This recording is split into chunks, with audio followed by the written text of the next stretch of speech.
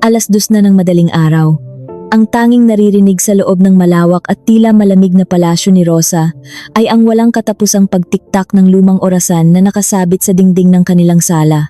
Ang orasang iyon ay gawa sa purong kahoy ng nara, isang regalong binili pa niya mula sa isang sikat na lilukan sa Paete bilang alaala ng unang taon ng kanilang pagiging mag-asawa ni Fidel. Subalit ngayon, ang bawat tunog nito ay tila mabibigat na martilyo na unti-unting dumudurog sa kanyang pag-iisip. 7 araw na ang nakalipas. 7 araw na walang balita. 7 araw na walang kahit anong anino. 7 araw ng nakakasakal na pag-aalala na tila unti-unting kumikitil sa kanyang hininga. Patuloy ang kanyang pagpapabalik-balik sa ibabaw ng makintab at mamahaling sahig ng kanilang bahay. Ang kanyang asawang si Fidel at ang biyenan niyang si Yolanda ay nagpaalam 1 linggo na ang nakalipas. May kailangan daw asikasuhin na madali ang problema sa isang lupang mana sa probinsya ng Pampanga na kailangang malutas agad bago pa man kunin ng pamahalaan. Gusto sanang sumama ni Rosa upang tumulong at mag-asikaso sa kanila. Bilang isang asawang sanay sa hirap at sanay sa pag-aayos ng mga gusot dahil sa kanyang negosyo, alam niyang malaki ang maitutulong niya. Ngunit mahigpit siyang pinigilan ni Fidel. Nakakapagod daw ang paglalakbay patungo sa probinsya, maalikabok ang daan, matindi ang sikat ng araw, at wala siyang magagawa roon, kundi ang maghintay sa isang lumang bahay na walang pampalamig ng hangin. Bilang isang masunuring asawa na ayaw nang makipagtalo, pumayag na lamang si Rosa. Nagbigay pa siya ng malaking halaga mula sa kanyang sariling bulsa bilang baon nilang mag-ina at nag-alay ng taimtim na dasal sa simbahan ng Quiapo para sa kanilang ligtas na paglalakbay. Ngunit simula ng 2 araw, tila nilamon na ng lupa ang mag-ina. Wala nang sumasagot sa mga tawag.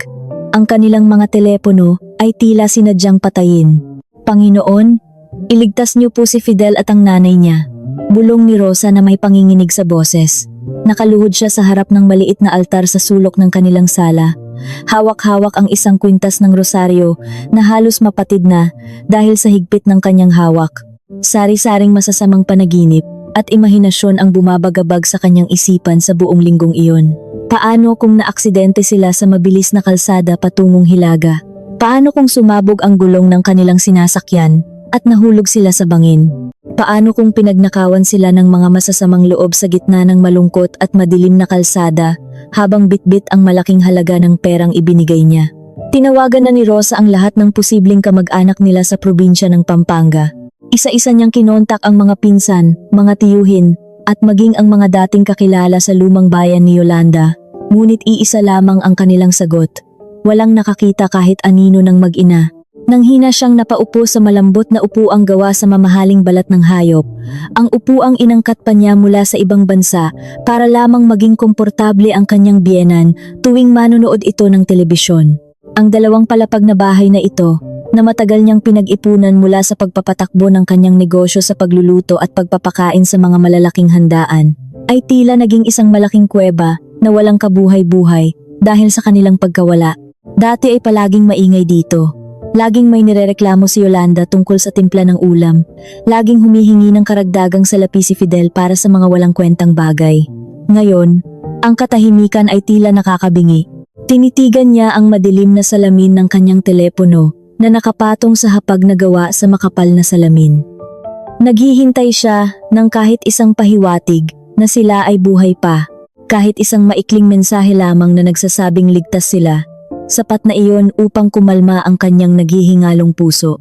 Parang awa mo na, Fidel. Magparamdam ka naman. Kahit isang tuldok lang, kahit isang salita, daing niya habang yakap ang sariling mga tuhod sa ibabaw ng upuan. Ang kanyang mga mata ay mugtong-mugto na dahil sa 7 gabi ng walang tigil na pagluha at kawalan ng tulog. Ting! Ang pamilyar na tunog ng isang bagong mensahe ay bumasag sa matinding katahimikan ng gabi. Ang tunog na iyon ay tila isang malakas na kulog sa gitna ng sikat ng araw. Mabilis na tumibok ang puso ni Rosa. Halos lumabas sa kanyang dibdib sa labis na kaba at pag-asa. Agad niyang dinampot ang telepono. Nanginginig ang kanyang mga kamay na tila isang taong nakaramdam ng matinding lamig. Galing iyon sa numero ng kanyang biyenang si Yolanda. Salamat sa Diyos at buhay sila. Halos maiyak si Rosa sa labis na ginhawa. Agad niyang binuksan ang aplikasyon sa kanyang telepono upang basahin ang mensahe. Nakahanda na ang kanyang mga daliri na sumulat ng mahabang katanungan Kung bakit sila nawala, kung nasaan sila ngayon, at kung kailangan ba nilang sunduin. Ngunit biglang nanigas ang kanyang mga kamay sa ere. Tumigil ang paghinga niya ng ilang segundo. Hindi iyon isang pribadong mensahe para sa kanya. Iyon ay isang pampublikong larawan na ibinahagi sa lahat ng kakilala nito sa listahan ng telepono. May kakaibang kaba, isang itim at malagkit na pakiramdam na gumapang mula sa kanyang sikmura patungo sa kanyang dibdib.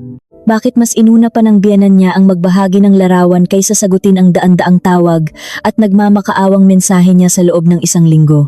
Nang may matinding pag-aalinlangan, pinindot niya ang maliit na bilog na naglalaman ng larawan ni Yolanda. Sa pagbukas nito at paglaki ng larawan sa salamin ng telepono, tila bumagsak ang buong mundo sa kanyang mga balikat. Hindi iyon larawan ng isang bukid hindi iyon larawan ng isang simpleng tanghalian sa tabing daan habang nagpapahinga mula sa biyahe. Hindi rin sila mukhang pagod, pawisan, o namomroblema sa pag-aayos ng anumang kasulatan sa lupa. Iyon ay isang larawan ng isang marangyang pagdiriwang. Isang pagdiriwang na pamilyar sa kanya dahil isa siyang tagapagluto sa mga ganitong uri ng okasyon. Sa maliwanag na salamin ng kanyang telepono, nakangiti ng napakalapad si Fidel, ang asawang inalala niya ng labis, ang lalaking pinag-alayan niya ng kanyang pawis, at iniyakan gabi-gabi na akala niya ay nasa bingit ng kamatayan, ay nakatayo ng tuwid. Nakasuot ito ng pinakamagarbong at pinakamamahaling barong Tagalog na kulay garing na may komplikado at maninipis na burda. Isang mahaba at makapal na kuwintas ng mga sariwang bulaklak ng sampagwita at ilang-ilang ang nakasabit sa kanyang leeg. Ang kanyang ngiti ay mas malapad, mas masaya, at mas malaya kaysa sa anumang ngiting ibinigay niya kay Rosa sa loob ng mahabang panahon nilang pagsasama. Sa tabi nito, nakakapit ng mahigpit sa kanyang braso na tila isang linta na ayaw bumitaw ay isang magandang nakababatang babae. Ang suot nitong trahe de boda ay kumikinang sa ilalim ng mga ilaw, puno ng mga mamahaling bato na sumasalamin sa bawat galaw.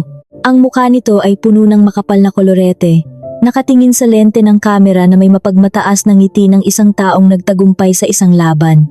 Nanliit ang mga mata ni Rosa, nanikip ang kanyang dibdib hanggang sa maramdaman niya ang pisikal na sakit sa kanyang puso. Kilala niya ito, si Glenda, ang dating kasamahan ni Fidel sa trabaho na minsan na nitong ipinakilala sa kanya, 2 taon na ang nakalipas. Noon pa man ay iba na ang kutob niya sa babaeng ito dahil sa paraan ng pagtingin nito sa kanyang asawa. Ngunit isinumpa ni Fidel ng paulit-ulit. Umiyak pa ito at lumuhod sa harap niya. Nakaibigan lamang ito at walang dapat ipagselos dahil siya lamang daw ang nag-iisang reyna ng buhay nito. Sa kabilang gilid ng mga bagong kasal ay nakatayo si Yolanda. Ang biyenan na halos buong buhay ay sinuportahan ni Rosa. Mula sa mga pang-araw-araw na gamot para sa presyon, mga pampaganda, hanggang sa mga damit na sinusuot nito araw-araw, lahat iyon ay galing sa pawis ng pagluluto ni Rosa. Sa larawang iyon, nakasuot si Yolanda ng isang magarbong terno na may malalaking manggas at gininto ang burda. May mataas itong ayos ng buhok na may mga palamuting bulaklak at kumikinang na mga tunay na alahas sa leeg at braso na siguradong nagkakahalaga ng malaking salapi. Ang matandang mukha nito ay nakangisi. Hawak ang balikat ni Fidel ng may labis na pagmamalaki at kaligayahan. Dahan-dahang bumaba ang tingin ni Rosa sa mga salitang nakasulat sa ilalim ng larawan. Ang mga salitang iyon ay tila naging isang kalawangin at mapurol na patalim na itinarak ng diretso sa kanyang puso at dahan-dahang inikot hanggang sa madurog ang lahat ng pagmamahal at awa na nararamdaman niya para sa mga taong ito. Nakasulat doon, "Maligayang kasal, mahal kong anak. Nararapat sa iyo ang lahat ng ito. Sa wakas, nagkaroon ka rin ng asawang kaantas natin, maganda, sariwa at may pinag-aralan. Hindi tulad ng iba dyan na amoy sibuyas at bawang palagi." Nanigas si Rosa. Ang mga luhang kanina ay umaagos ng masagana dahil sa matinding pag-aalala ay biglang natuyo. Pinalitan ito ng isang matinding lamig. Isang malamig na pakiramdam na gumapang mula sa talampakan ng kanyang mga paa patungo sa kanyang mga binti hanggang sa umabot sa tuktok ng kanyang ulo. "Kasal?" bulong niya. Ang sariling boses ay tila banyaga at malayo sa kanyang pandinig. "Nagpakasal kang muli, Fidel? Sa buong linggong ito na akala ko ay patay na kayo, na akala ko ay nakahandusay kayo sa isang kalsada. Kayo pala ay nagpapakasal." Nanginginig ang kanyang mga kamay ng matindi. Ngunit pinilit niyang kontrolin ang kanyang sarili upang huwag ibato ang telepono sa dingding. Kumuha siya ng malalim na hininga. Pinalaki niya ang larawan sa pamamagitan ng kanyang mga daliri. Sinuri niya ang bawat sulok nito, gamit ang mga matang sugatan, ngunit biglang naging matalas. Hindi ito isang simpleng kasal na ginawa ng patago sa isang maliit na tanggapan ng huwes o sa isang tagong kapilya. Isa itong napakalaking pagdiriwang. Ang nasa likuran ng larawan ay nagpapakita ng isang malaking bulwagan ng isang tanyag at mamahaling hotel sa sentro ng Maynila. Pamilyar siya rito dahil minsan na siyang nagtustos ng pagkain sa katabing bulwagan nito at alam niya kung gaano kamahal ang upa rito. Ang malalaking ilaw na gawa sa purong kristal ay nakabitin sa itaas. Ang mga mamahaling bulaklak, mga puting rosas at liriyo na inaangkat pa mula sa ibang bansa at hindi tumutubo sa ordinaryong klima nila ay nakapalamuti sa buong paligid. Ang mga upuan ng mga panauhin ay nababalutan ng pinakamahal na telang seda na kumikinang. Nagsimulang gumana ang matalas na isipan ni Rosa sa gitna ng bagyo ng kanyang pasakit. Bilang isang negosyanteng nagpaplano ng mga gastusin araw-araw, mabilis siyang nagkwenta.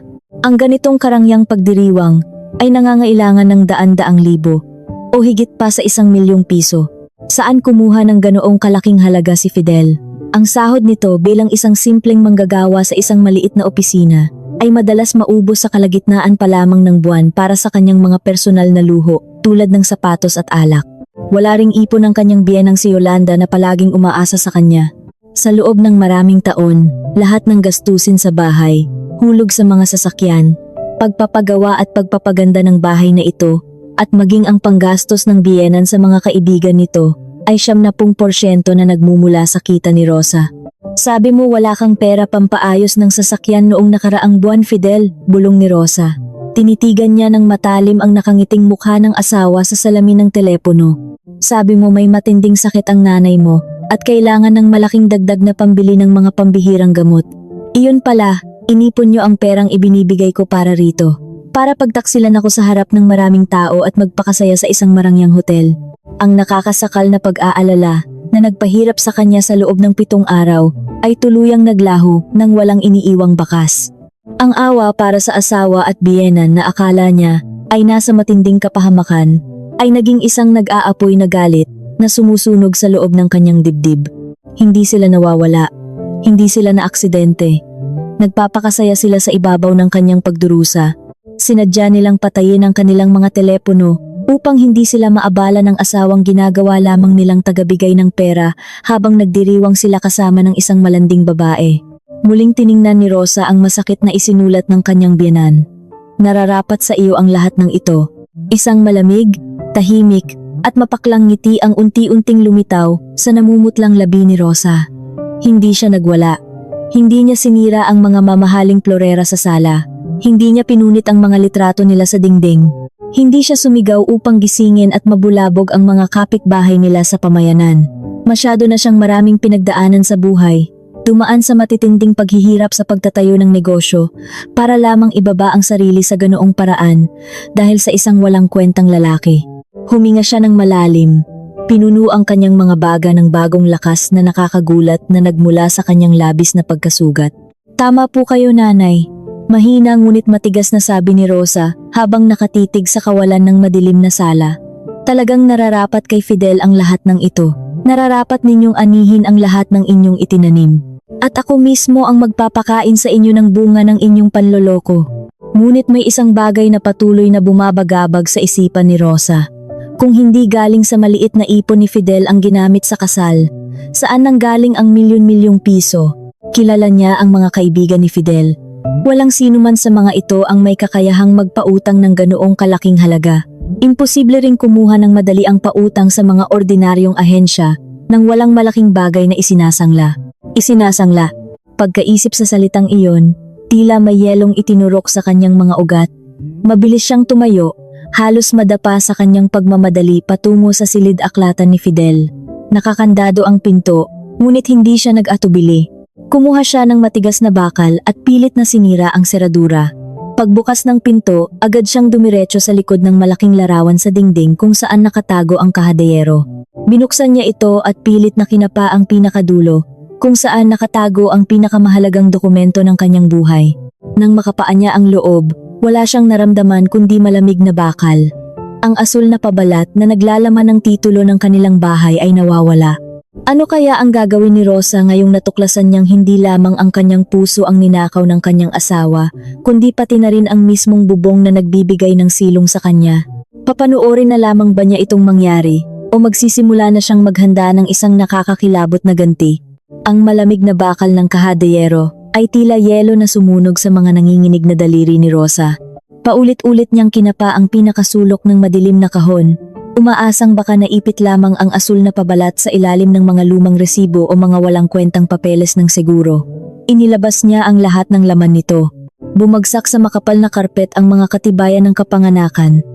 Ang kanilang katibayan ng kasal, na ngayon ay tila isang nakakadiring piraso ng basura, at ilang lumang litrato. Ngunit ang asul na pabalat na naglalaman ng orihinal na titulo ng lupa ay sadyang naglaho na parang bula. Napasandal si Rosa sa malamig na pader ng silid-aklatan.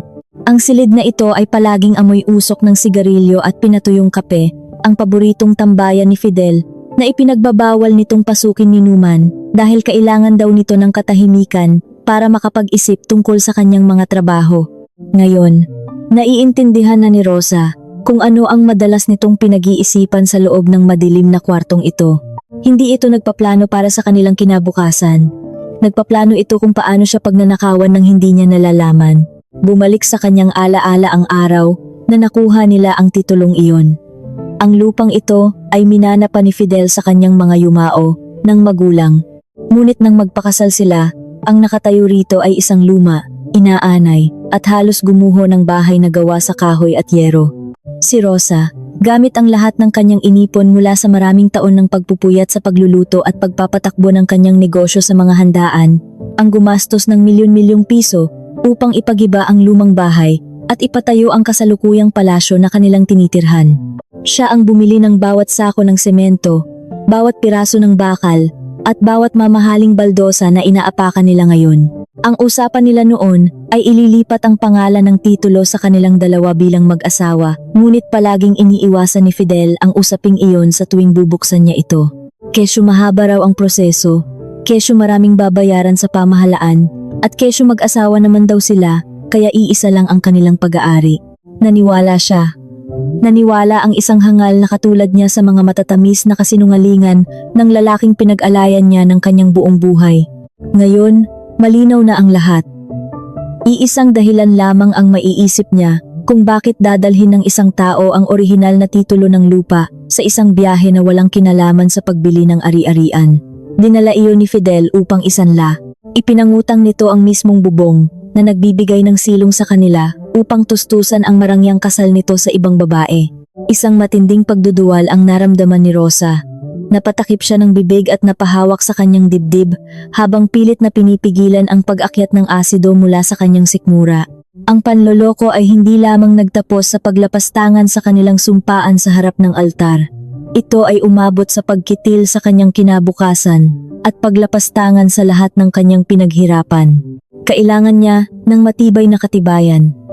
Hindi siya maaring kumilos, batay lamang sa hinala, gaano man ito kalinaw sa kanyang isipan. Gamit ang nanginginig na mga binti, gumapang siya patungo sa nahulog niyang telepono.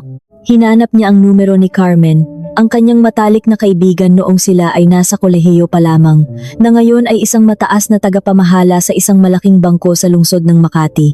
Minsan nang nagyabang si Fidel na gusto nitong umutang sa bangko kung saan nagtatrabaho si Carmen, ngunit palaging tinatanggihan dahil sa pangit na kasaysayan nito sa pagbabayad ng mga pautang.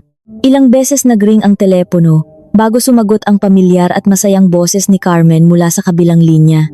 Magandang umaga, Madam Rosa. Napatawag ka ng napakaaga.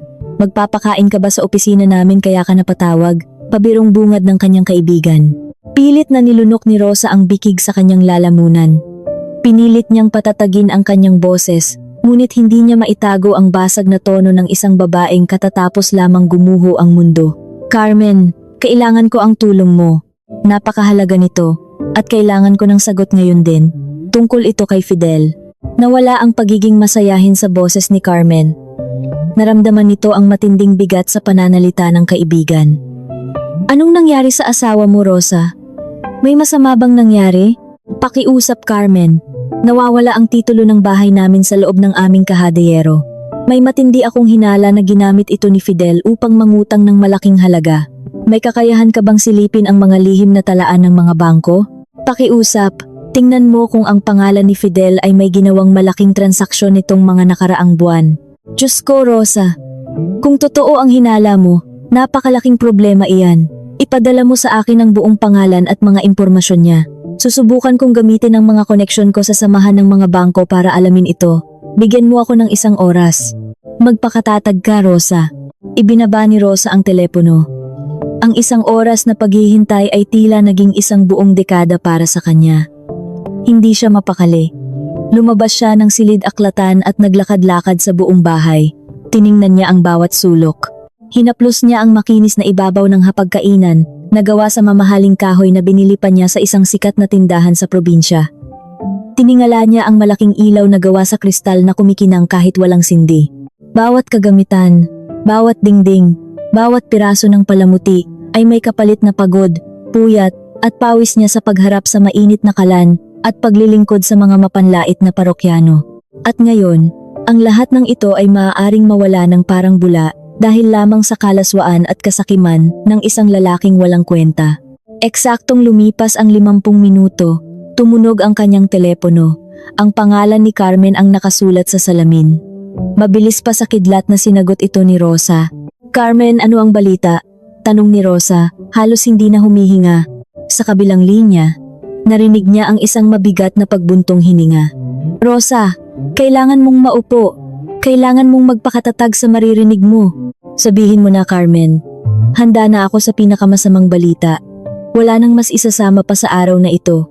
Totoo ang hinala mo, Rosa. 3 buwan na ang nakalipas, may lumabas na malaking pautang mula sa isang kilalang bangko sa ilalim ng pangalan ni Fidel. Ginamit niyang garantiya ang orihinal na titulo ng lupang kinatatayuan ng inyong bahay. Ang halaga ng inutang ay 3 milyong piso. 3 milyong piso. Ang halagang iyon ay umalingaw-ngaw sa utak ni Rosa ng paulit-ulit.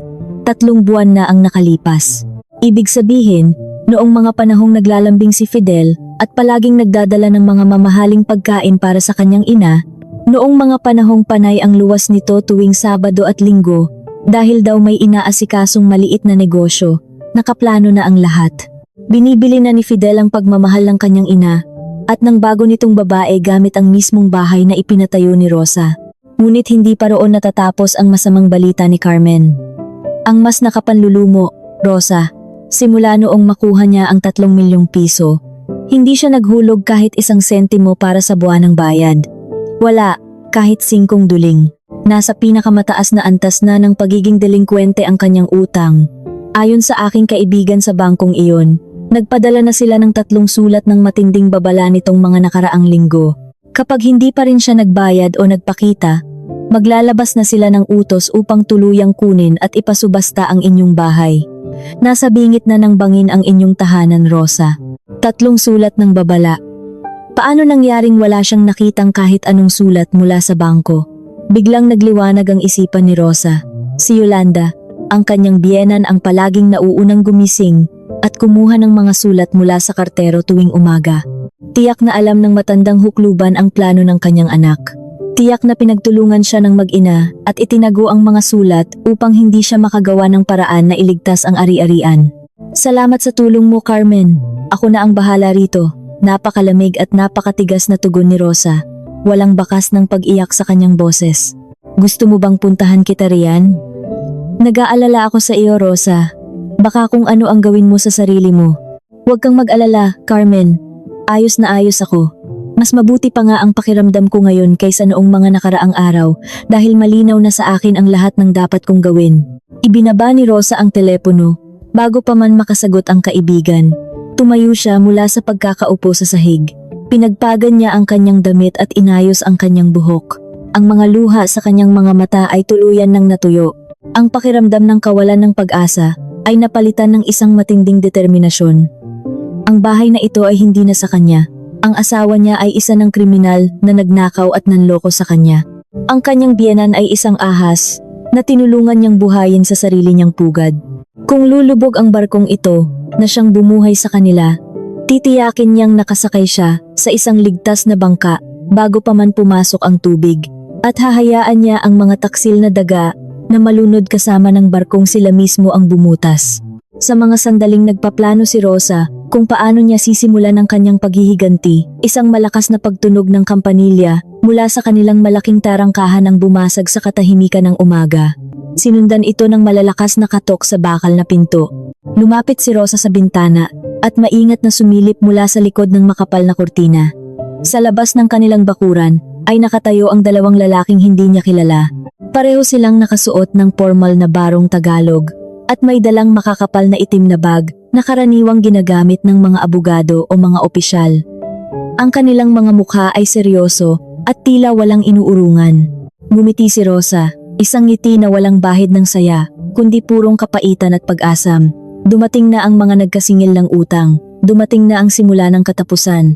Haharapin kaya ni Rosa ang mga kinatawan ng bangko upang magmakaawa, o gagamitin niya ang pagkakataong ito upang isakatuparan ang isang planong magdudulot ng pinakamatinding pighati sa asawang nagtaksil sa kanya. Dahan-dahang pinihit ni Rosa ang malamig na busol ng malaking pinto na gawa sa inukit na kahoy ng kamagong. Sa labas ng kanilang mataas na tarangkahan, sa ilalim ng papatinding sikat ng araw ng umaga, ay nakatayo ang dalawang lalaki. Pawisan sila sa loob ng kanilang makakapal na barong Tagalog, halatang hindi sanay sa pagtayo sa initan. Binuksan ni Rosa ang maliit na pinto sa gilid ng tarangkahan at hinarap sila ng may tuwid na tindig at malamig na paningin. Magandang umaga po, Ginang Rosa. Bati ng mas matandang lalaki na may mga puting buhok na sa sintido. Ako po si Hernan, kinatawan mula sa departamento ng mga pautang ng bangko. Nandito po kami upang formal na ibigay ang huling sulat ng babala tungkol sa inyong ari-arian. Tiningnan ni Rosa ang makapal na folder na hawak ng lalaki. Pumasok kayo. Mahinahong paanyaya ni Rosa.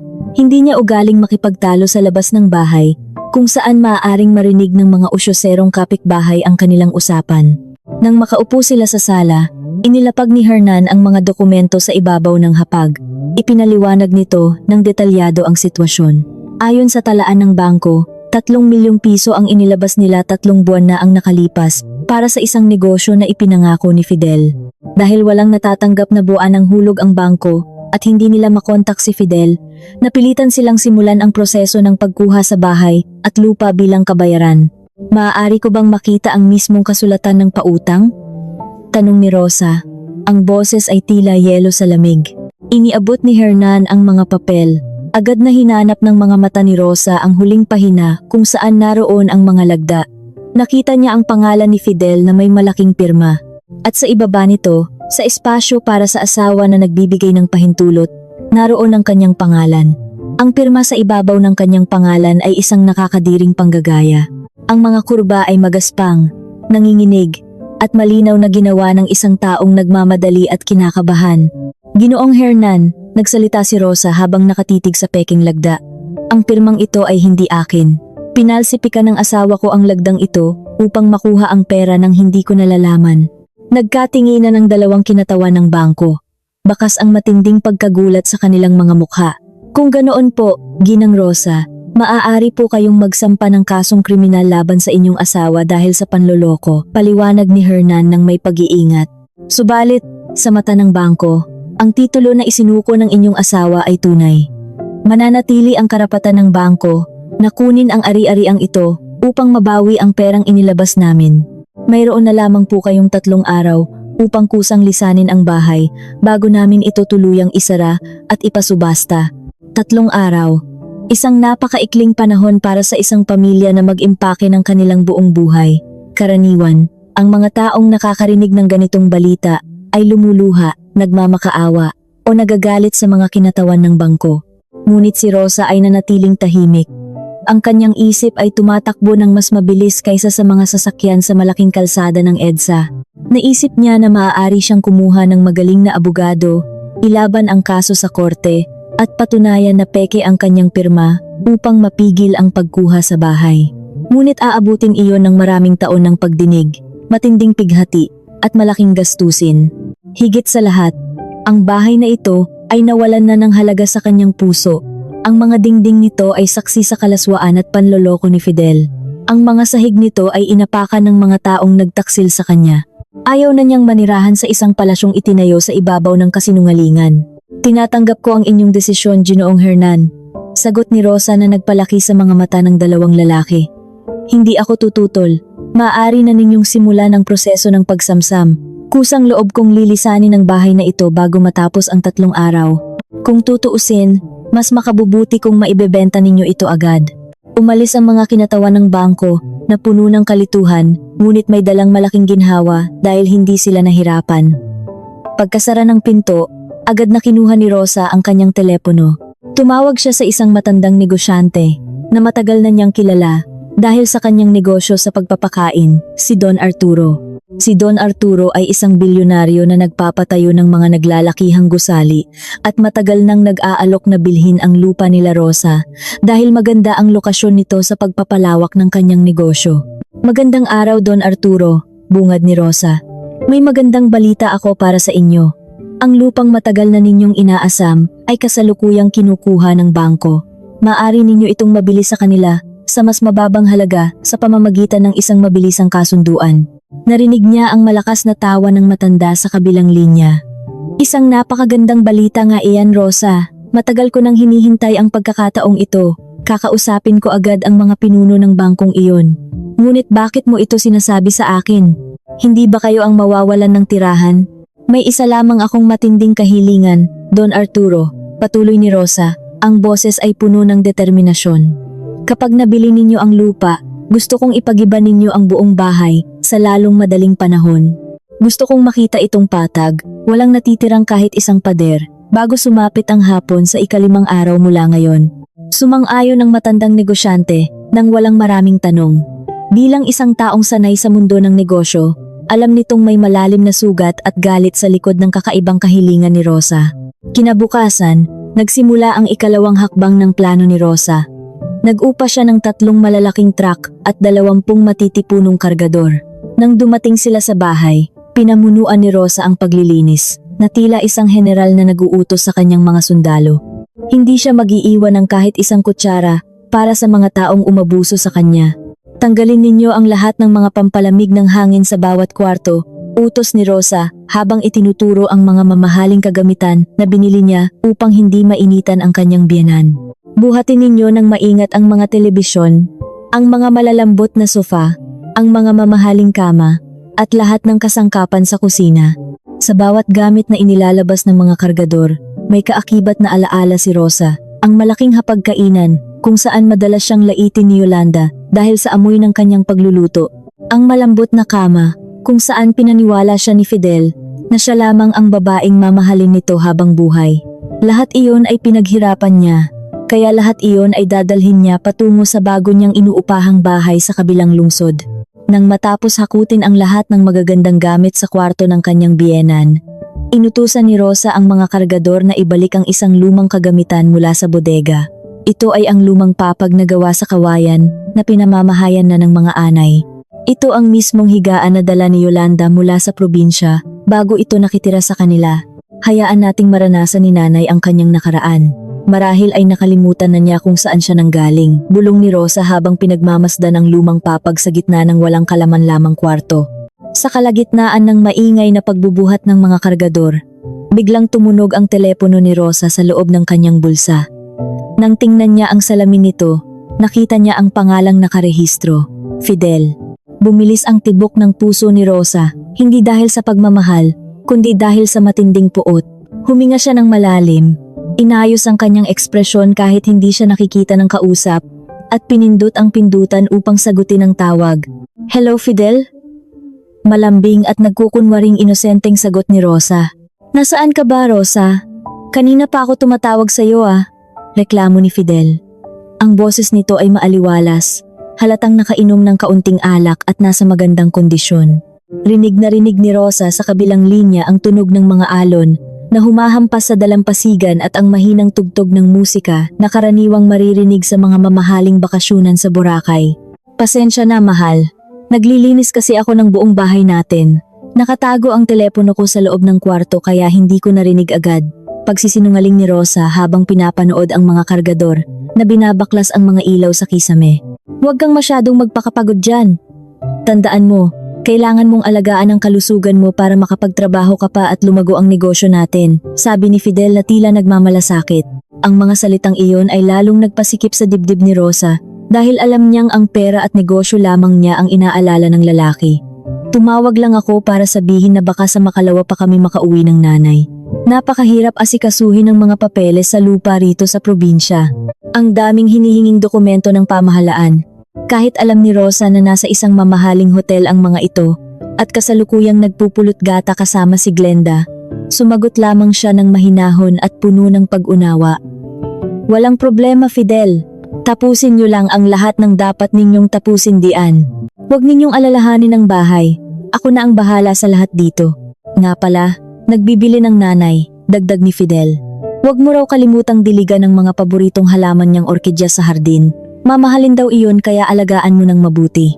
Tiningnan ni Rosa ang mga inaalagaang orkidyas ni Yolanda na ngayon ay nakasakay na sa loob ng isa sa mga truck handa nang dalhin palayo. Huwag kang mag-alala, ang mga halaman ng nanay ay nailagay ko na sa dapat nilang kalagyan. Ligtas na ligtas ang mga iyon, makahulugang sagot ni Rosa. Ibinaba ni Fidel ang telepono. Nang walang anumang hinala, tumawa ng mahina si Rosa. Isang tawa na umalingaw-ngaw sa ngayon ay madilim at walang kalaman lamang sala.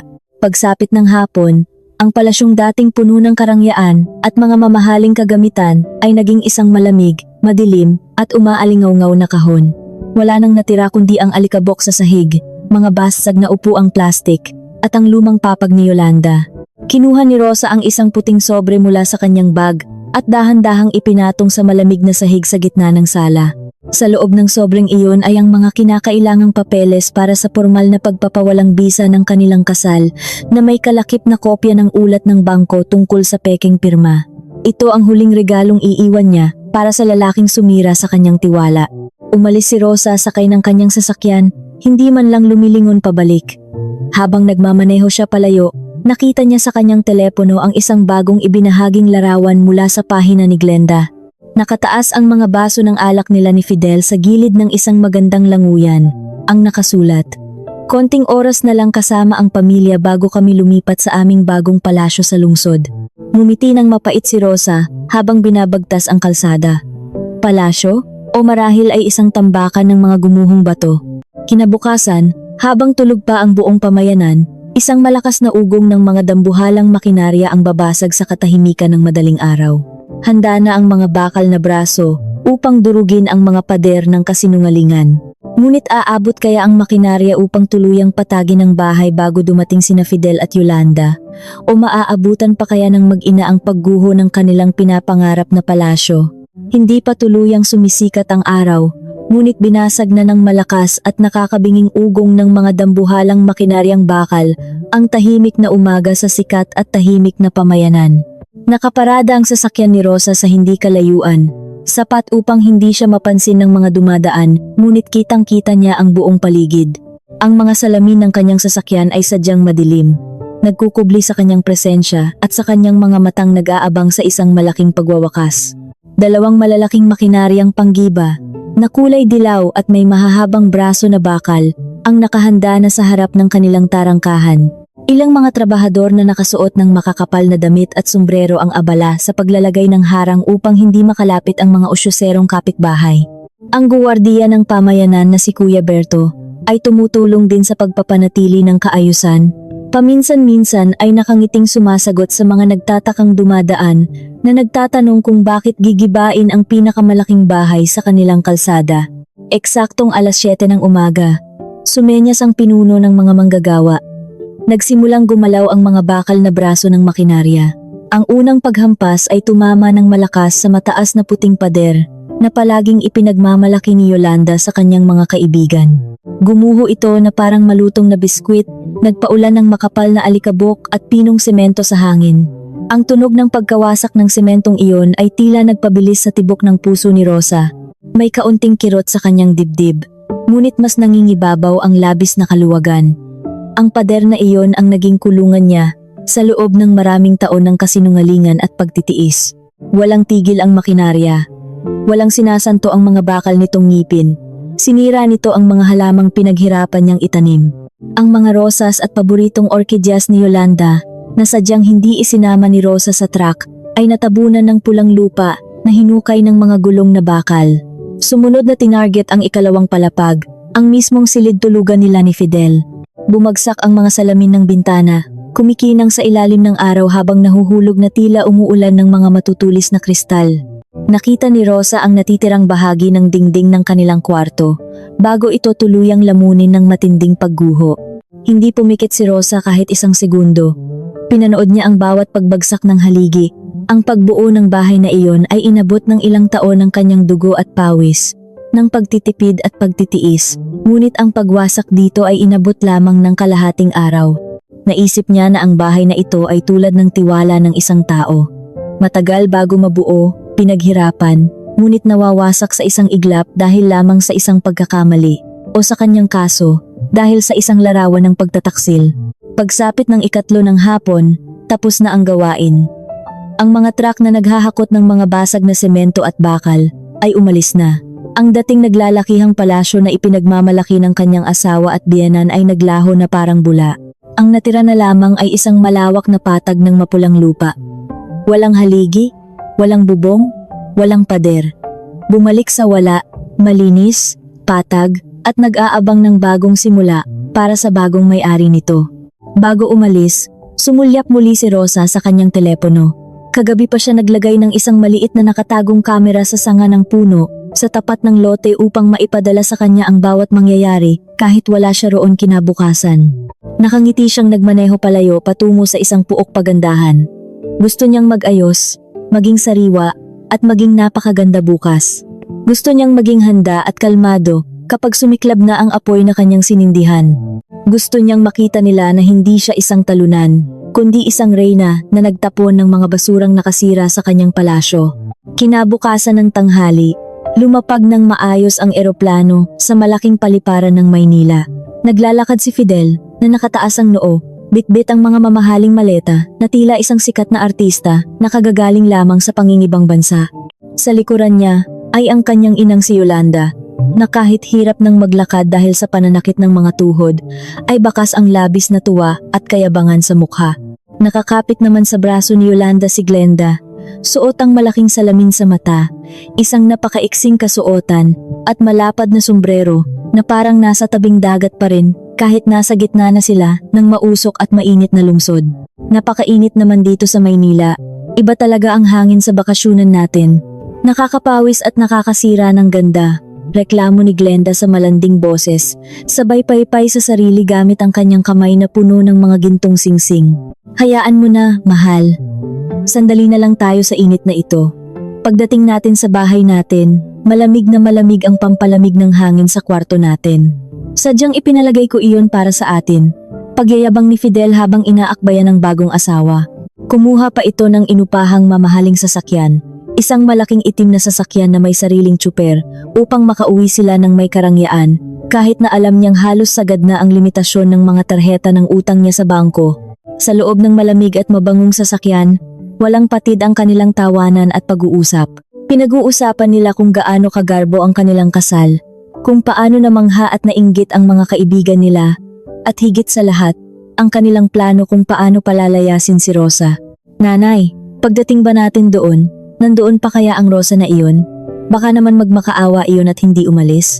Tanong ni Glenda, habang inaayos ang kumikinang na singsing sa kanyang daliri, ang mismong singsing na binili mula sa perang inutang sa bangko gamit ang bahay ni Rosa.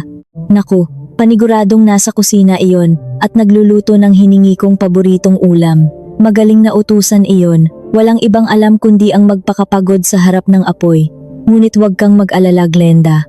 Ikaw na ang magiging donya sa bahay na iyon. Hindi mo kailangang humawak ng walis o basahan. Si Rosa ang gagawa ng lahat ng gawaing bahay bago natin siya tuluyang sipain palabas kapag nagsawa na tayo sa kanyang pagmumukha. Sagot ni Yolanda na puno ng pagkasuklam at pagmamataas. Tumawa ng malakas si Fidel mula sa unahang upuan. Ako ang bahala sa babaeng iyon. Pagdating natin, palalayasin ko siya agad. Bibigyan ko siya ng 1 oras para kunin ang mga luma at mababahong damit niya at palalayasin ko na siya. Nakapangalan naman sa mga magulang ko ang lupa kaya wala siyang karapatan kahit isang kusing. Kung magmamatigas siya, ipapakaladkad ko siya sa guwardiya. Patuloy silang nagkatuwaan sa loob ng sasakyan, nalasing sa sarili nilang kasakiman at maling akala. Nakalimutan nilang ang lahat ng tinatamasa nilang kaginhawaan ay nagmula lamang sa paghihirap at pawis ng babaeng pilit nilang tinatawanan. Wala silang kamalay-malay na ang mundong pinapangarap nila ay isang bula na madaling pumutok kapag natapat sa isang matalim na katotohanan. Nang pumasok ang mamahaling sasakyan sa sikat na pamayanan, bumilis ang tibok ng puso ni Glenda. Lagi kasing ikinukwento ni Fidel ang malaking bahay nito, ang makikintab na sahig na parang salamin, ang mga batong aranya sa kisame, at ang malawak na damuhan sa labas. Handa na siyang itapon ang mga luma at murang gamit ni Rosa at palitan ng mga bagong damit niya na binili pa sa mga kilalang pamilihan. Dumating sila sa tapat ng pwesto ng guwardya. Nakita ni Kuya Berto ang pamilyar na mukha ni Fidel mula sa malinaw na salamin ng sasakyan. Ngunit sa halip na tumayo ng tuwid, sumaludo ng may paggalang, at buksan ang harang tulad ng nakasanayan nito tuwing dadaan ang inaakala nitong mayaman na asawa ni Rosa, ngumisi lamang ang guwardiya. Pinindot nito ang pindutan upang bumukas ang harang nang walang anumang pagbati o paggalang na ibinibigay. Kumunot ang noo ni Fidel at nakaramdam ng matinding inis. Napakawalang galang talaga ng guwardiyang ito. Marahil ay hindi nakatanggap ng abuloy mula kay Rosa, kaya nagmamaldito. Isusumbong ko siya sa namamahala para matanggal sa trabaho bukas na bukas din, bulong niya habang matalim na nakatingin sa guwardiya. Hayaan mo na iyan, Fidel, walang kwentang tao yan para pansinin mo. Gusto ko nang makita ang palasyo natin at makapagpahinga, naiinip na wika ni Glenda habang hinahaplos ang braso ng lalaki. Dahan-dahang binagtas ng sasakyan ang malinis at malawak na kalsada ng pamayanan. Makikita ang mga naglalakihan at naggagandahang bahay na may mga matataas na bakod sa magkabilang gilid. Itinuro ni Fidel ang dulo ng kalsada na may pagmamalaki. Ayun na ang bahay natin. Iyong may pinakamataas na puting pader at may mga malalaking haliging parang sa ibang bansa ang disenyo. Pagmamalaki ni Fidel, ang dibdib ay halos lumobo sa kayabangan. Umayos ng upo si Yolanda sa likuran. Inihanda ang pinakamasungit nitong mukha, inayos ang kanyang buhok, at naghanda ng mga masasakit na salita para salubungin si Rosa at ipamukha rito na siya na ang nagwagi. 50 hakbang na lamang ang layo, 30 hakbang. Habang palapit sila ng palapit, unti-unting nakaramdam ng pagtataka si Fidel. Pilit niyang hinahanap ang mataas na pader na palaging palatandaan ng kanilang bahay kahit mula pa sa malayo. Ngunit hanggang dulo ng kalsada, ang tanging nakikita niya ay ang malaking bahay ng kanilang kapitbahay sa kaliwa, ang asul na bahay ng kapitbahay sa kanan, at isang napakalawak na bakanteng espasyo sa gitna nila. Bakit ang liwanag doon sa dulo? Bulong ni Fidel na litong-lito, inilalapit ang mukha sa salamin ng sasakyan. Dati, ang malaking puno ng mangga sa kanilang bakuran at ang mataas na bubong nila ang humaharang sa sikat ng araw sa bahaging iyon ng kalsada. Ngunit ngayon, tagos ang paningin hanggang sa bakod ng buong pamayanan na gawa sa semento. Alin ba riyan ang bahay natin, Fidel? Sabi mo may mataas na puting pader? Wala naman akong makitang puti dyan. Tanong ni Glenda na panay ang lingon sa kaliwa at kanan. Nagsisimula ng mainip at mabigo sa kanyang mga nakikita. Nagsimulang kabahan si Fidel. Mabilis na tumibok ang kanyang puso. Umayos siya ng tayo at pilit na tinuturo ang direksyon. Dapat nandyan yan. Katabi ng bahay ng kapitan ng pamayanan natin. Nagkakamali yata ang super ng daan. Huminto ang mamahaling sasakyan, eksakto sa numerong tinutukoy ni Fidel. Lumingon ang tsuper sa kanila, bakas ang matinding pagkalito at kaunting inis sa mukha dahil akala nito ay pinagloloko lamang siya ng kanyang mga pasahero. Pasensya na po, Ginoo. Ayon sa mapa at sa numero ng bahay na ibinigay ninyo sa akin sa paliparan, ito na po ang eksaktong lugar. Wala na pong ibang daan. Ngunit, gaya ng nakikita ninyo, bakanteng lupa po ito. Walang bahay rito. Isang nakabibinging katahimikan ang bumalot sa buong sasakyan. Ang mga masayang tawanan na kanina lamang ay nag-uumapaw at punong-puno ng pag-asa ay naglaho ng parang bula, napalitan ng malamig na ugong ng makina ng sasakyan at ng pampalamig ng hangin. Nanlaki ang mga mata ni Fidel, halos lumabas na mula sa mukha nito. Bumagsak ang panga ni Yolanda, tila hindi makapaniwala sa nakikita at hindi makahinga. Sa harap nila ay walang puting pader, walang mataas na bahay na may 2 palapag, walang balkonahe, at lalong walang magandang hardin na may mga orkidyas. Ang tanging naroon ay isang patag at mapulang lupa na malinaw na katatapos lamang hukayin at patagi ng mga mabibigat na makinarya. Wala kahit isang haligi, bubong o piraso ng kahoy ang naiwan. Nakatayo ng tuwid sa gitna ng lupang iyon ang isang malaking karatula na gawa sa kahoy at bakal. Nakasulat doon ng malinaw, ang lupang ito ay formal na pag-aari ng kumpanya ni Don Arturo. Ipinagbabawal ang pumasok ng walang pahintulot. Ay, ito, hindi maaari ito. Nabulunan si Fidel, hindi makapagsalita ng maayos. Namutla ang kanyang mukha na kanina ay namumula sa kayabangan. Pilit na kinusot ni Yolanda ang kanyang mga mata ng paulit-ulit, umaasang baka nananaginip lamang siya dahil sa pagod sa paglalakbay mula sa probinsya. Ngunit kahit anong pikit at mulat niya, walang nagbago sa tanawin. Ang patag na lupa ay nanatiling patag. Nasaan ang bahay ko? Nanginginig na bulong ni Yolanda bago na uwi sa isang malakas, matinis, at nakakakilabot na tili na bumiyak sa katahimikan ng buong kalsada. Nang marinig ang hiyaw na iyon, biglang nabuhayan ng dugo si Glenda at galit na hinarap si Fidel. Ano ang ibig sabihin nito, Fidel? Nasaan ang pangarap kong palasyo? Sinasabi ko sa iyo, kapag nalaman kong niloko mo ako, hindi mo magugustuhan ang gagawin ko sa iyo. Sa gitna ng nakakapasong araw at pagguho ng kanyang mga kasinungalingan, saan pupulutin si Fidel ngayong ang mismong lupang kanyang ipinagmamalaki ay naglaho na parang alikabok sa hangin? Haharapin ba niya ang galit ng kanyang bagong asawa o babalik siyang gumagapang kay Rosa upang humingi ng awa? Bumagsak ang mga tuhod ni Yolanda sa malambot at mapulang lupa na dati ay kinatatayuan ng kanilang malaking bahay. Hindi na niya inalintana kung magkaputik man ang kanyang mamahaling damit na isinuot pa niya sa pagdiriwang ng kasal at sa eroplano. Nagsimula siyang umiyak ng napakalakas, tila isang batang inagawan ng paboritong laruan. Pilit niyang kinakamot ang lupa gamit ang kanyang mga kuko na may makakapal na kulay. Umaasang baka natabunan lamang ng semento ang kanyang mga gintong alahas, ang kanyang mga mamahaling bag na binili gamit ang pera ni Rosa, at ang mga salaping itinago niya sa ilalim ng kanyang kama. Nasaan na ang mga gamit ko? Sino ang nagnakaw ng bahay ko? Sigaw ng matanda na umaalingawgaw sa buong kalsada. Walang pakialam sa mga kapitbahay na nagsisimula nang sumilip mula sa kanilang mga bintana at lumabas ng kani-kanilang mga tarangkahan upang manood ng libreng palabas. Mula sa loob ng mamahaling sasakyan, padabog na bumaba si Glenda. Ang kanyang mukha na kanina ay maaliwalas at puno ng kayabangan, ngayon ay lukot na lukot sa matinding galit. Ang makapal niyang kolorete ay unti-unting natutunaw dahil sa matinding init ng araw at sa pawis na namumuo sa kanyang noo at leeg. Tiningnan niya ang kanyang sapatos na may napakataas na takong na ngayon ay nabalot na ng mapulang putik. Anong ibig sabihin nito, Fidel?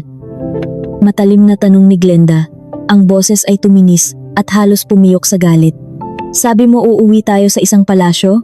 Sabi mo mayaman ka at reyna ako sa bahay mo? Bakit mo ako dinala sa isang bakanting lote na puro alikabok? Nasaan ang ipinagmamalaki mong yaman na ipinagyabang mo sa buong pamilya ko? Hindi makasagot si Fidel. Parang umurong ang kanyang dila sa lalamunan. Nilapitan niya ang isang bahagi ng gumuhong pader na naiwan sa gilid ng lote. May nakadikit doong opisyal na papel mula sa bangko na nagpapatunay ng pagkakasamsam sa lupa at paglipat ng pag-aari sa kumpanya ni Don Arturo. Nanlamig ang buong katawan ni Fidel mula ulo hanggang paa. Bumalik sa kanyang isipan ang madilim na araw na ninakaw niya ang titulo mula sa kahadiyero ni Rosa 3 buwan na ang nakalipas.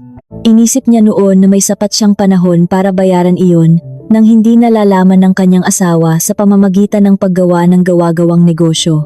Hindi niya lubos akalain na ganito kabilis at kasing lupit kumilos ang pamunuan ng bangko. Rosa. Pangalan ng kanyang unang asawa ang lumabas sa kanyang isipan tulad ng isang sumpa. Siguradong alam na nito ang lahat at sadyang hindi ito gumawa ng hakbang upang isalba ang bahay. Hinayaan nito na kunin ng bangko ang lahat habang sila ay nagpapakasaya sa probinsya. Bago pa man makapagsalita si Fidel upang maghabi ng bagong kasinungalingan para kay Glenda, isang lalaking nakauniporme ang naglakad papalapit sa kanila. Ito ay si Kuya Berto, ang guwardiya ng pamayanan, na may hawak na mahabang batuta. Dati, tuwing dadaan si Fidel ay palaging nakayuko at nakasaludo ito dahil sa takot na isumbong sa Pangulo ng Pamayanan. Ngunit ngayon, tuwid na tuwid ang tindig nito at walang bakas ng ngiti o takot sa mga labi. Magandang tanghali po, Ginoong Fidel, Ginang Yolanda, bati ni Kuya Berto nang walang anumang galang sa tono nito. Berto! Bulyaw ni Fidel. Sinusubukang ibalik ang kanyang nawalang autoridad upang hindi mapahiya ng tuluyan sa harap ng mga usyosero at higit sa lahat, kay Glenda. Nasaan ang bahay ko? Bakit mo hinayaang sirain ng kung sino ang bahay ko? Tumawag ka ng mga pulis ngayon din at ipahuli ang mga gumawa nito. Tumawa ng mahina ang guwardya, isang tawa na puno ng pangiinsulto at pangungutya. Naku, Ginoong Fidel, mukhang nahuli na kayo sa balita at hindi ninyo binabasa ang mga sulat ninyo. Hindi na po ninyo pag-aari ang lupang ito. Nabenta na po ito ng bangko sa isang malaking kumpanya nitong mga nakaraang araw dahil sa hindi ninyo pagbabayad ng napakalaking utang. At nga pala, nakikiusap po ang bagong may-ari na lisanin na ninyo ang lugar na ito agad-agad dahil pribadong pag-aari na po ito.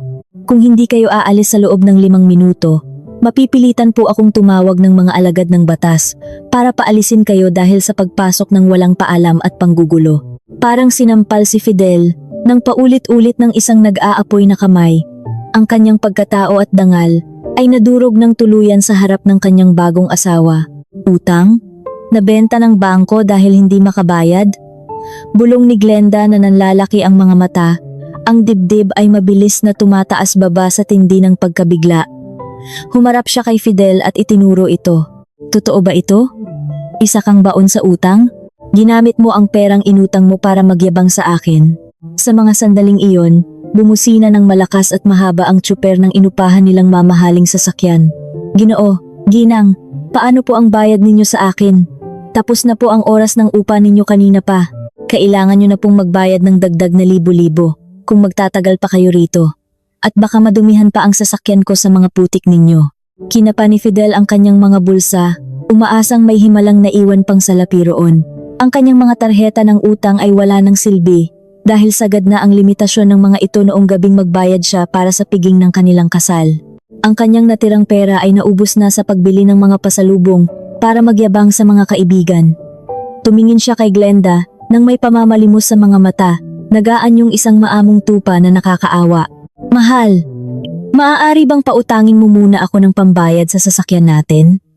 Malambing ngunit nanginginig na pakiusap ni Fidel. Bukas na bukas din ay babayaran kita. May kukunin lang akong malaking pera sa bangko.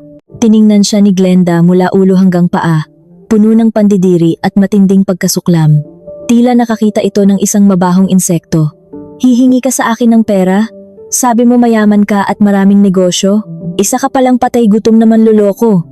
Ginamit mo lang ako para magmukhang magaling. Kinuha ni Glenda ang kanyang mamahaling pitaka mula sa kanyang bag at naghagis ng ilang libong piso sa mismong mukha ng tsuper. Ibaba mo ang mga gamit at maleta ko ngayon din, utos niya. Hindi ako sasakay sa iisang sasakyan kasama ng isang hampas lupang manloloko at ng baliw niyang ina. Glenda, wag mo akong iwan. Pakinggan mo muna ako. Pakiusap ni Fidel habang sinusubukang hawakan ang kamay ng babae. Sinubukan namang pigilan ni Yolanda ang babae sa pamamagitan ng pagkapit sa laylayan ng damit nito habang nakaluhod sa lupa. Ngunit itinulak lamang siya ni Glenda ng napakalakas dahilan upang mapasubsob ang matanda sa putik. Huwag ninyo akong hahawakan, mga buraot! Sigaw ni Glenda nang may matinding pandidiri habang pinapagpag ang kanyang damit. Kinaladkad niya ang kanyang malaking maleta at mabilis na naglakad palayo palabas ng kalsada upang humanap ng ibang masasakyan na maglalayo sa kanya sa kahihiyang iyon. Iniwan niya ang mag-ina sa gitna ng matinding init. Pinapanood ng mga kapitbahay na walang tigil sa pagkuha ng litrato at video gamit ang kanilang mga telepono. Sa gitna ng kanilang kawalan ng pag-asa, kalituhan, at matinding kahihiyan, tumunog ang telepono ni Fidel. Ang pamilyar na tunog nito ay tila musika ng kamatayan.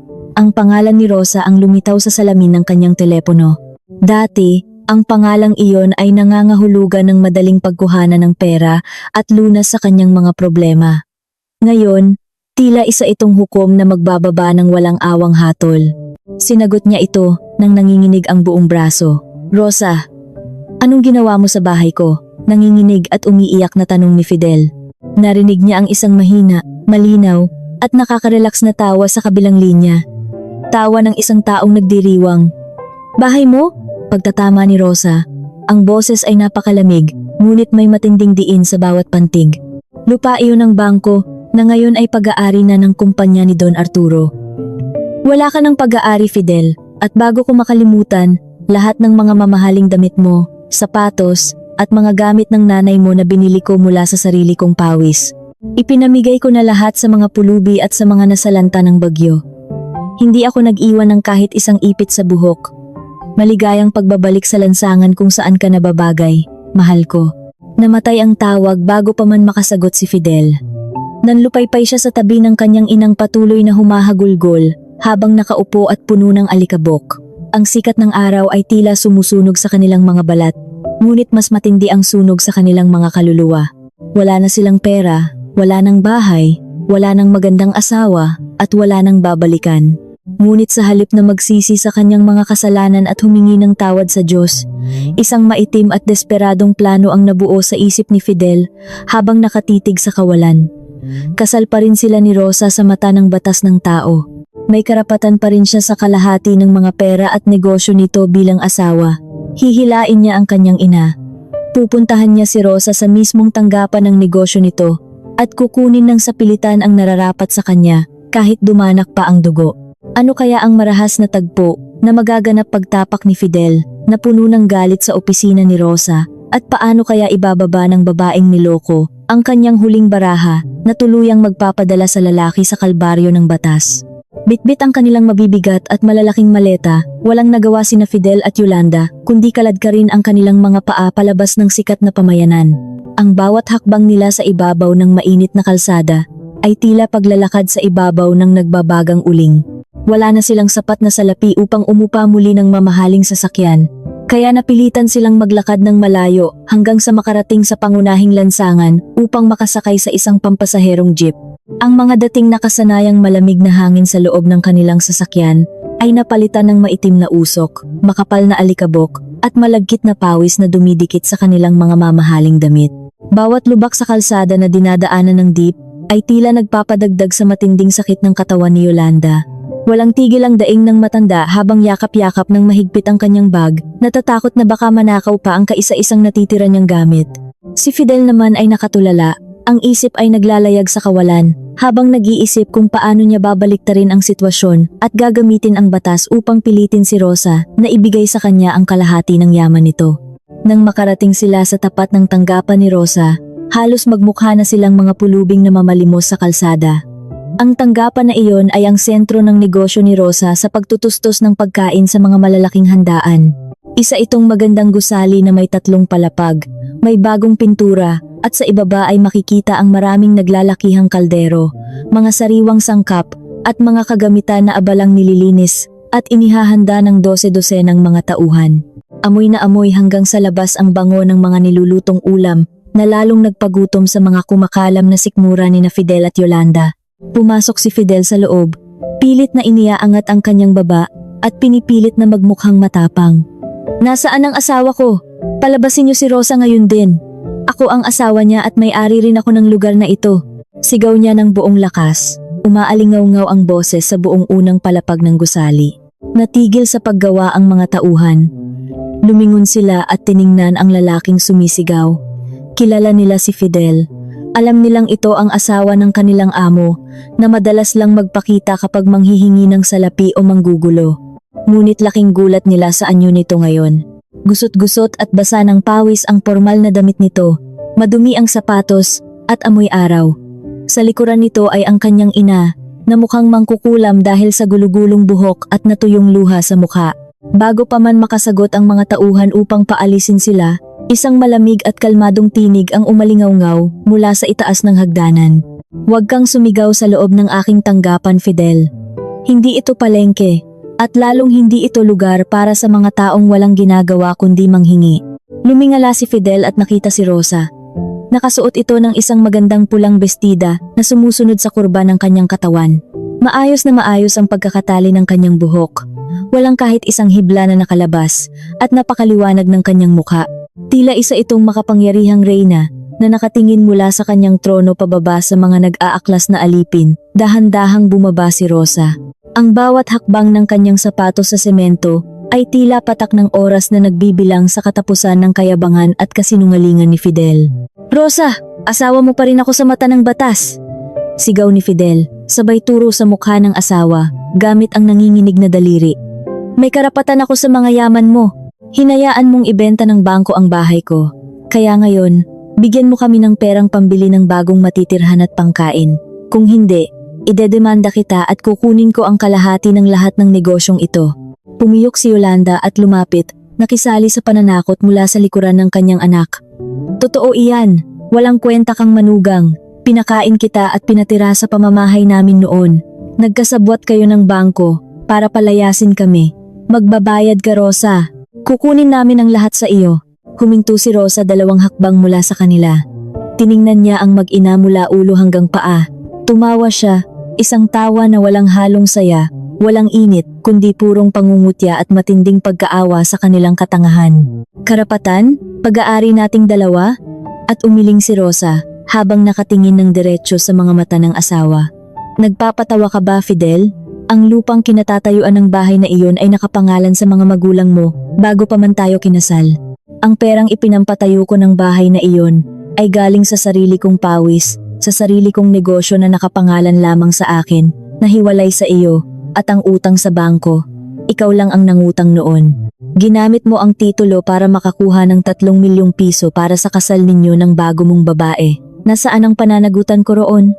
May inilabas na isang makapal at kulay kapeng sobre si Rosa mula sa likuran ng isang maliit na mesa at inihagis ito ng malakas. Tumama ito sa mismong dibdib ni Fidel bago nahulog sa sahig. Basahin mo iyan bago ka magsalita sa akin tungkol sa batas at karapatan. Nanginginig ang mga kamay ni Fidel ng pulutin at buksan niya ang sobre. Bumungad sa kanya ang 2 mahalagang dokumento na may mga selyo ng pamahalaan. Ang una ay ang formal na petisyon para sa pagpapawalang bisa ng kanilang kasal na naglalaman ng lahat ng ebidensya ng kanyang pagtataksil, kasama na ang mga larawan ng kanyang marangyang kasal kay Glenda. Ang ikalawa, at ang mas nakakapanginig ng laman, ay isang opisyal na ulat ng pagsusuri mula sa mga dalubhasa ng pambansang awtoridad sa pagsisiyasat. Nakasaad doon ng malinaw na ang pirma ni Rosa sa papeles ng utang sa bangko ay peke, ginaya lamang, at hindi tumutugma sa tunay nitong lagda. Namutla si Fidel. Tila naubos ang lahat ng dugo sa kanyang katawan at biglang nanlamig ang kanyang mga kamay. Naramdaman niya ang matinding pag-ikot ng kanyang paligid. Akala mo ba mananahimik lang ako nang matuklasan kung ninakaw mo ang titulo sa kahadeyero 3 buwan na ang nakalipas? Malamig na bulong ni Rosa habang humahakbang palapit upang lalong takutin ang asawa. Kumuha agad ako ng pinakamagaling na abogado sa lungsod. Ang pamemeke mo ng pirma ko at paggamit ng peking dokumento para makakuha ng milyon-milyong piso sa bangko ay isang seryosong kaso ng panloloko at pamemeke sa ilalim ng ating batas. 6 hanggang 12 taon ang parusa niyan sa loob ng malamig na rehas na bakal, Fidel. Nanlambot ang mga tuhod ni Fidel. Ang pumasok sa kulungan ay isang bangungot na mas nakakatakot kaysa sa maging pulubi sa lansangan. Alam niyang hindi niya kakayanin ang hirap, ang bugbog, at ang gutom sa loob ng selda. Biglang nagbago ang ihip ng hangin.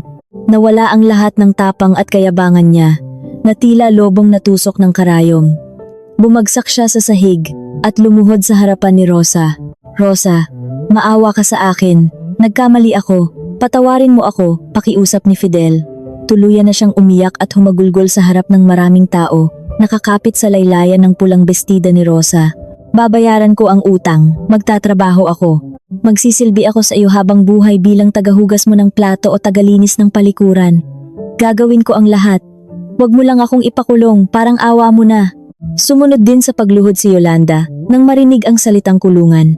Anak, Rosa, patawarin mo na ang asawa mo. Wala na kaming matitirhan. Masakit na ang mga paa ko. Gutom na kami mula pa kaninang umaga at wala kaming kahit anong makain. Tanggapin mo na kami muli sa buhay mo. Magiging mabuti na akong biyenan. Hindi na ako magrereklamo. Susundin ko na ang lahat ng iutos mo kahit gawin mo pa akong katulong.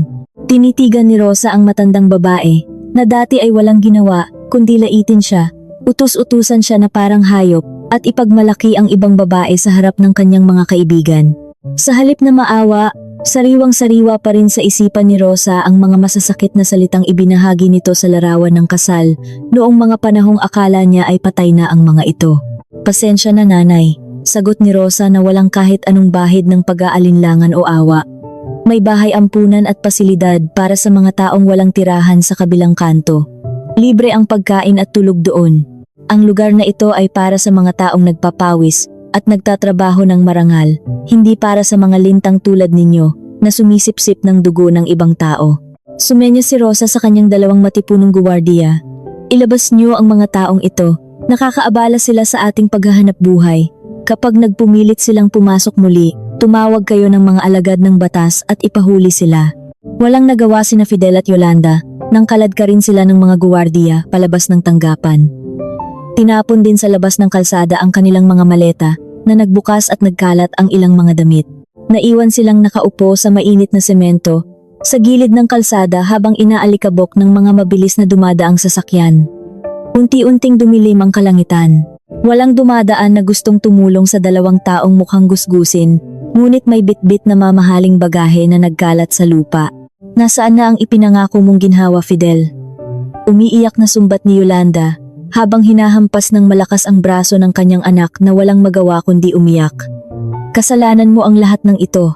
Sinira mo ang buhay natin dahil sa kalandian mo. Pagsapit ng gabi, isang malaking itim na sasakyan ang dahan-dahang huminto sa kanilang harapan.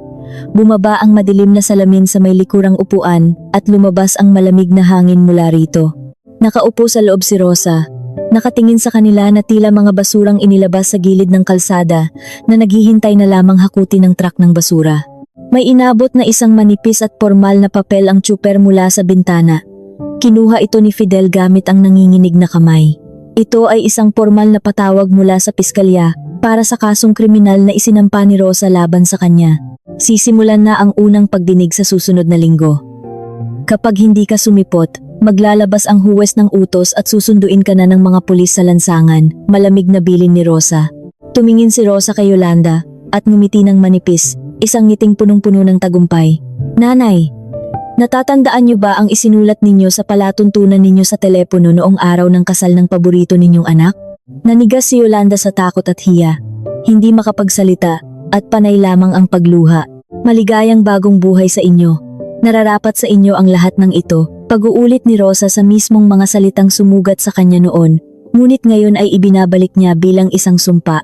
Umakyat ang salamin ng sasakyan at dahan-dahang umalis ito.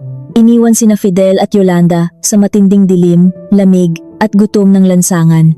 Habang nakatitig si Fidel sa kapirasong papel na magdadala sa kanya sa malamig na selda, at habang nakikinig sa walang katapusang panunumbat ng kanyang ina, isang nakakabaliw na katanungan ang pumasok sa kanyang isipan. Tatagal kaya siya sa loob ng masikip na kulungan, kung saan naghihintay ang mga tunay na kriminal, o tuluyan na siyang tatalikuran at ipagkakanulo ng sarili niyang ina upang mailigtas lamang nito ang sariling buhay mula sa batas, at magiging simula pa lamang ba ito ng kanilang walang katapusang pagdurusa sa impyernong sila mismo ang gumawa.